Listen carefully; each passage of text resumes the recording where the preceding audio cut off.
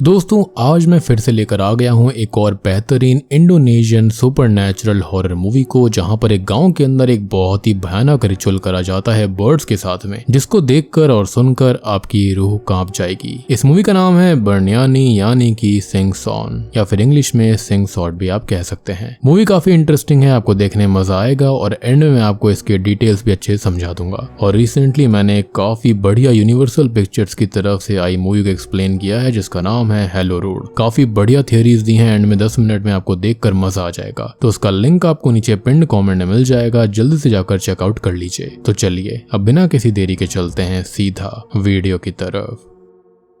तो मूवी की शुरुआत एक केरतोरांग नाम के गांव से होती है, जहां पर एक आदमी एक बड़े से घने से खेत में कुछ पानी जैसा छिड़क रहा होता है। उस आदमी को तभी एक अलग सी आवाज सुनाई देती है और वो उस आवाज को ढूंढने की कोशिश करता है, उसका पीछा करता है। अब वो एक चिड़िया की आवाज निकाल कर यहाँ वहाँ उसे ढूंढ रहा था, तो उसको तभी एक व्हाइट कलर की चिड़िया दिखाई देती है जिसको वो पकड़ लेता है और वो इससे बहुत ही ज्यादा खुश हो जाता है, जैसे कि उसको कोई खजाना मिल गया हो। अब वो घर वापस जाने लगता है और अपनी बीवी को भी इस बारे में कॉल कर कर बताता है कि उसको वो चिड़िया मिल गई, जिसको सुनकर उसकी बीवी भी काफी खुश होती है और ये कहती है कि वो जल्दी ही घर आ जाए और तब तक उसकी बीवी केज यानी कि पिंजरा तैयार कर लेगी। वो आदमी अब अपने घर जाने लगता है कि तभी उसे एक और चिड़िया की आवाज सुनाई देती है और अब तभी कोई इनविजिबल शक्ति उसे घने खेतों में अंधेरे में खींच ले जाती है, जिसके साथ ही ये सीन यहीं पर शिफ्ट हो जाता है। खैर अब हम 3 बच्चों को एक कटी हुई पतंग का पीछा करते देखते हैं और इन बच्चों के नाम है इपुंग, लिस और दिदित। अब ये लोग पीछा करते करते उसी घने फील्ड तक आ गए थे जहां पर इपुंग और दिदित पतंग लेने के लिए अंदर जाते हैं, लेकिन उनका दोस्त लिस उनको रोकता है। उनको इस समय पर यहाँ पर नहीं जाना चाहिए और ये जगह ठीक नहीं है। लेकिन होता यह है कि इपुंग और दिदित को वो पतंग तुरंत ही चाहिए थी, तो वो इसके लिए जिद करने लगते हैं कि वो खेतों के अंदर जाएंगे। लेकिन जो लिस होता है वो उनको रोकता है, ये कहते हुए कि कुछ दिन पहले एक आदमी को इसके आसपास से गुजरते हुए अजीब आवाजें आई थी और जब से मिस्टर पेते यहाँ पर मिले हैं तब से ये फील्ड डेंजरस हो गई है।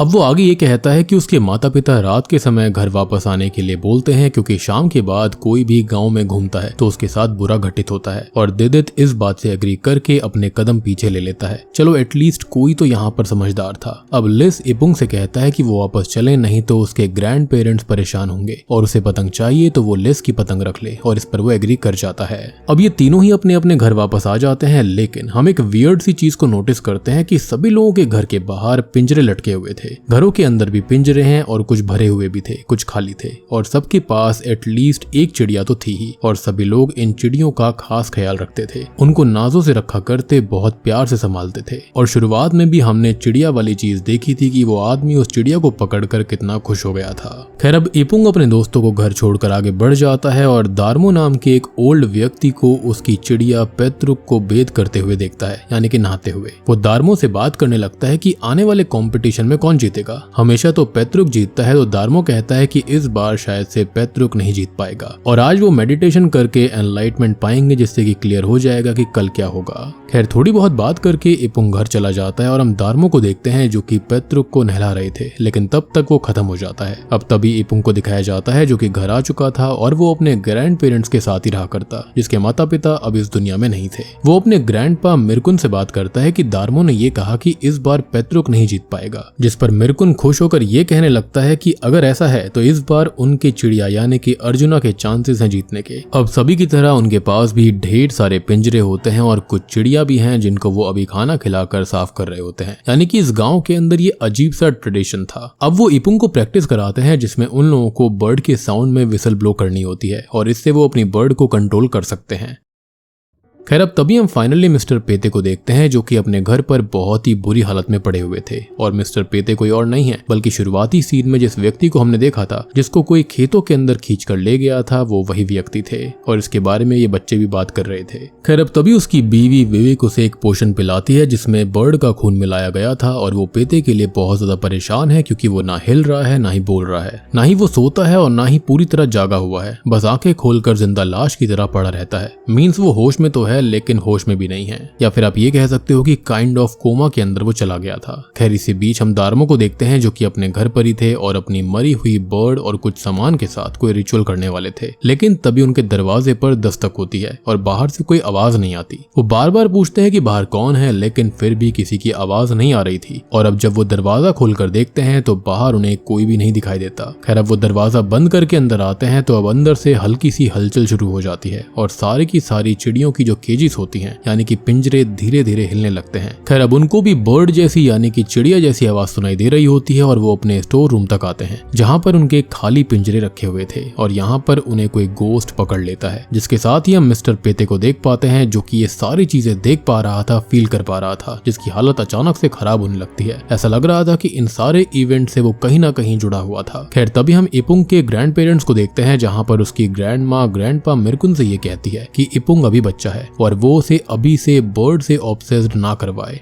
और वो विस्लिंग करने लगा है जो कि ठीक नहीं है। और एक समय गांव से बहुत सारे लोग आए दिन गायब होते जा रहे हैं जो कि अभी नहीं हो रहा, पर पेते की हालत देखकर उन्हें उस चीज का डर है कि ये सब फिर से होने लगेगा। यानी कि यहाँ पर जो कुछ भी हो रहा था पेते के साथ में या फिर यहाँ पर जो अभी हुआ वो सारी चीजें पहले भी हो चुकी हैं एंड समहाउ इन लोगों ने इस चीज को रोक दिया था, लेकिन ये सब फिर से होना शुरू हो चुका है। अब मिरकुन इपुंग को समझाते हैं कि उसको शाम होने के बाद सीटी नहीं बजानी चाहिए क्योंकि ये खतरनाक हो सकता है, जिस पर इपुंग कहता है कि मिस्टर पेते की जो हालत हुई है वो इसी वजह से ऐसे बोल रहे हैं। तो वो ये कहते हैं कि वो बस उनकी बात माने और फिर उसे कंपटीशन में ले जाया जाएगा, जिस पर वो एग्री कर जाता है। और यहाँ पर दादाजी उसे अपने बचपन का एक बर्ड टॉय भी देते हैं जिसे ब्लो करने से चिड़िया की आवाज आया करती थी। खैर अब ये पेट्रोलिंग के लिए निकल जाते हैं और यहाँ पर गाँव का नियम ये है कि सभी के सभी मर्द जो है वो रात को पेट्रोलिंग करते हैं और इसी समय उन्हें दार्मो के बारे में पता चलता है जिन्हें एक आदमी पेट्रोलिंग के लिए बुलाने गया था, लेकिन वो उसे इस हालत में मिले। अगले दिन गाँव में दार्मो की मौत का अनाउंसमेंट किया जाता है और हम पेते को देख पाते हैं जिसको उसकी बीवी विवेक खाना देती है, लेकिन अभी वो अचानक तड़पने लगता है। उसकी सांस फंसने लगी थी और हालत बहुत ही ज्यादा खराब हो रही थी, जिसको विवेक संभालती है। अब रात की तरफ सीन आता है जहाँ पर इपुंग को दिखाया जाता है जो कि अपने घर पर सो रहा था कि तभी किसी की आवाज से उसकी नींद खुल जाती है और वो बाहर चेक करने आता है। अब वो मिरकुन को देखते हैं जो कि सारी बर्ड्स को आजाद कर रहे थे और अजीब तरह से बर्ताव कर रहे थे।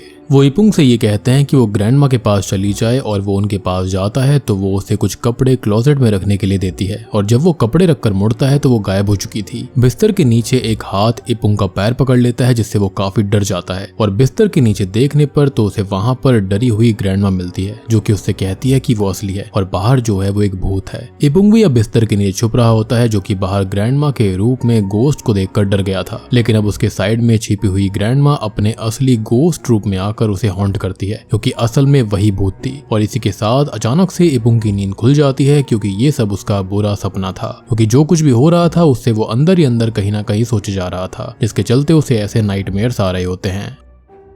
खैर अब तभी हम दार्मो के घर पर सभी गांव वालों को देख पाते हैं जो कि फ्यूनरल की तैयारी में लगे हुए थे। तभी दो लेडीज आपस में बात कर रही होती हैं कि दार्मो के पास तो प्रोटेक्शन चार्म था तो वो ऐसे खत्म नहीं हो सकते, तो ये नेचुरल मौत तो बिल्कुल नहीं है, मतलब यहाँ कुछ तो ऐसा पैरानॉर्मल हो रहा है जो कि लोगों की जान ले रहा था और उससे बचने के लिए लगभग सभी लोगों के पास ही प्रोटेक्शन चार्म है। खैर अब ये लोग पेते के बारे में बात करती हैं कि उसकी हालत भी काफी खराब है और उसको चिड़िया मिली थी, शायद से उसकी वजह से ही उसके साथ ये सब कुछ हुआ। अब विवेक भी यहाँ पर आई हुई थी जिससे एक लेडी बात करती है कि ये सब उस बर्ड की वजह से है, जिस पर वो कहती है कि नहीं ऐसा नहीं है, पेते को स्ट्रोक आया था और विवेक उसके लिए एक सेरेमनी भी करने वाली है। अब यहाँ हम इपुंग को भी देख पाते हैं जिसका वो टॉय बर्ड नीचे गिर गया था जिसे विवेक वापस उसे दे देती है। अगले सीन में इपुंग बैरियल ग्राउंड में था जहाँ पर सभी लोग उसे ही बैरियल ग्रेव में फेंक देते हैं और यहाँ पर वो अपनी ही बॉडी को देखता है। सब लोग उसे कर्स करने लगते हैं और वो बहुत ही ज्यादा परेशान होने लगा था, जिसके साथ ही अचानक से उसकी नींद खुलती है क्योंकि ये भी एक बहुत ही भयानक नाइटमेयर था उसका। अब तभी उसके रूम के दरवाजे को कोई जोर से ठोकने लगता है तो वो जाकर ग्रैंडमा से कहता है कि वो डोर क्यों नॉक कर रही हैं, जिस पर वो कहती है कि उन्होंने दरवाजा नॉक नहीं किया, इवन वो सुबह से वहां पर गई ही नहीं है। ये सुनकर वो काफी परेशान हो जाता है कि अगर ग्रैंडमा ने ये सब नहीं किया तो ये किसने किया था, और वो ग्रैंडमा को अपने नाइटमेयर्स के बारे में बताता है तो वो कहती है कि अच्छा हुआ ये सब उसके सपने में हो रहा है, नहीं तो ये सब हकीकत में भी हो सकता है और उसे विस्लिंग बंद कर देनी चाहिए। और इपुंग को अब बार बार बर्ड्स की आवाज सुनाई दे रही थी, जैसे कि उनके पंखों की, झुंड की आवाज और और विस्लिंग की आवाज बार बार सुनाई देने लगती है। तभी हम विविक को देखते हैं जो कि अपने घर की एक बर्ड को पकड़कर काटने लगती है और कहती है कि उसे उसका पति वापस कर दिया जाए। थोड़ी देर के बाद में हम उसे घर के बाहर कुछ रिचुअल वाले सामान के साथ उस बर्ड को जलाते हुए भी देखते हैं। खैर अब अगले दिन कंपटीशन ग्राउंड पर गांव के सभी लोगों को दिखाया जाता है और यहाँ पर मिरकुन एक आदमी मंटो से बात करते हैं, जहाँ पर मंटो ये कहते हैं कि पेत्रुक के मरने से ही दार्मो की मौत हुई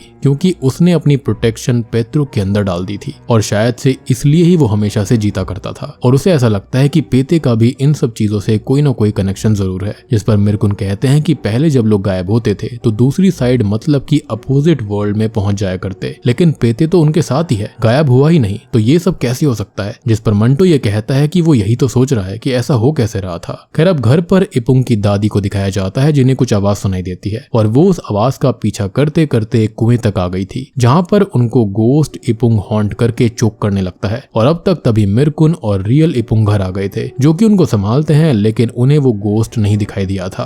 अब दादी जी इससे बहुत परेशान हो जाती हैं कि सेम चीज इपुंग के साथ भी हो रही थी और सेम दादी के साथ भी हो रही है। वो इस सोच में पड़ जाती है कि आखिर उनके परिवार के साथ हो क्या रहा है और मिरकुन को सीरियस होकर कुछ तो करना पड़ेगा क्योंकि ये चीजें ठीक नहीं थी। खैर मिरकुन घर से निकल जाते हैं गांव के शेमन से मिलने के लिए, जो कि कोई और नहीं बल्कि मंटो ही है। उससे मिलते हैं और इसी बीच दादी जी भी क्लोजेट से एक बॉक्स निकालती है जिसके अंदर एक अंडा था, जिसको वो लाकर रिवर में बहा देती है और रिक्वेस्ट करती है कि वो चले जाएं और अब हमको कोई भी परेशान ना करे। हम थोड़ी दूर रिवर में खड़े एक काले साई को भी देख पाते हैं। मींस दादी जी ने एक ऑफरिंग या फिर प्रोटेक्शन ले ली है ताकि उनके घर में किसी की मृत्यु ना हो। अब इसी बीच हम मिरकुन को मंटो के पास देखते हैं और मंटो एक बर्ड केस को टच करके एक रिचुअल करता है और दूसरी साइड मतलब कि इस दुनिया के अपोजिट वर्ल्ड में कनेक्ट करता है, यानी कि शायद से सोल वर्ल्ड में। खैर अब वो वहाँ पेते को ढूंढने लगता है और पूछता है कि क्या वो वहाँ पर है और क्या गाँव के अंदर जो हो रहा है वो कर रहा है। और तभी उसको इविल पेते मिल जाता है जो कि उसको पहले हॉन्ट करता है और फिर अपने असली फॉर्म में आकर ये कहता है कि उसे जगह बदलनी है, वो यहाँ पर फंस चुका है और उसे यहाँ से खुद को बाहर निकालने के लिए किसी को अपनी जगह यहाँ पर रखना होगा। और वही दार्मो को लेने गया था लेकिन वो पहले ही मर गया और वो ऐसा करना नहीं चाहता, लेकिन उसके पास और कोई रास्ता नहीं है। अब तभी मंटो को असल दुनिया में होश आता है और मिरकुन को वो ये सब बताता है और ये कहता है कि पेते ने पोर्टल फिर से ओपन कर दिया है और अगर वो किसी को 40 दिन में वहाँ पर रखकर अपनी जगह स्विच नहीं करेगा तो वो इस दुनिया से वैनिश हो जाएगा। अब इसी बीच हम विविक को देख पाते हैं जो कि एक आदमी को मदद के लिए बुलाती है और वो ये बताता है कि अब विविक के पास 6 दिन और हैं और उसे वो पोषण अब किसी और को देना होगा और तो और उसे वार्म ब्लड चाहिए, यानी कि गर्म खून। उसे पोषण किसको देना है ये एक साइन उसका पति पेते उसे दे देगा, जिसे वो समझ जाए तो अच्छी बात है क्योंकि ये वक्त बीत गया तो उसका पति इस दुनिया से वैनिश हो जाएगा, यानी कि जो कुछ भी किया गया था वो गलत चला गया था।